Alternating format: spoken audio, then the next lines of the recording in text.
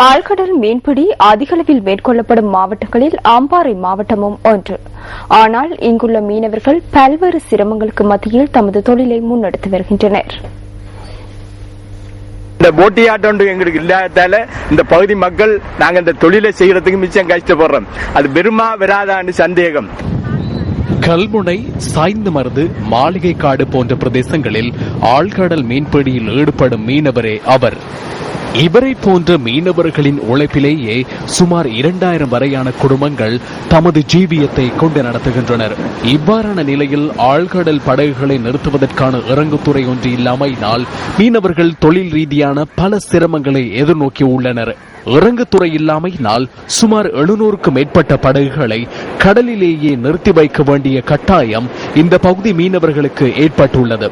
நகரத்தில் இடப்பட்ட போட்டுகள் எத்தனையோ கரைக்கு உடைந்து சம்பவங்களும் இருக்கு. அதை சரி காட்டுறதுக்குண்டா பாலச்சேனைக்கு போவதற்கு எங்களுக்கு 30-40 காசு தேவைப்படுது. அதை விட்டு ஒலிவில் துறைக்கு போறதுக்கு எங்களுக்கு மிக கஷ்டமா இருக்கு. அந்த இடத்தையும் எங்களுக்கு திடீரென்று சொல்லி தாரத்துக்கு அனுமதிக்காங்கல்ல. இந்த துறைமுகத்தை எங்களுக்கு செய்து தராட்டி இந்த தொழிலை நாங்கள் விட்டு போட்டு வேற பாதிக்கு குடியேற வேண்டிய நிலப்பாடு எங்களுக்கு வரக்கூடிய நிலை எங்களுக்கு காணப்படுகிறது. 1970ஆம் ஆண்டு முதல் இந்த பகுதியில் இறங்குத்துறை ஒன்றை அமைத்து தருமாறு மீனவர்கள் கோரிக்கை விடுத்து வருகின்றனர்.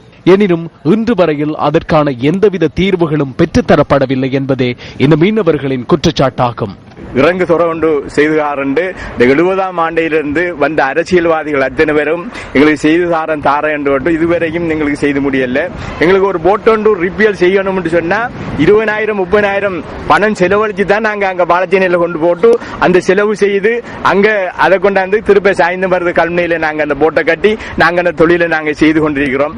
மேலும் கரையில் ஆழ்கடல் மீன்பிடி படகுகளை நிறுத்தி வைப்பதனால் கரைவலை மீன்பிடி பாதிக்கப்படுவதாகவும் மீனவர்கள் சுட்டிக்காட்டுகின்றனர்.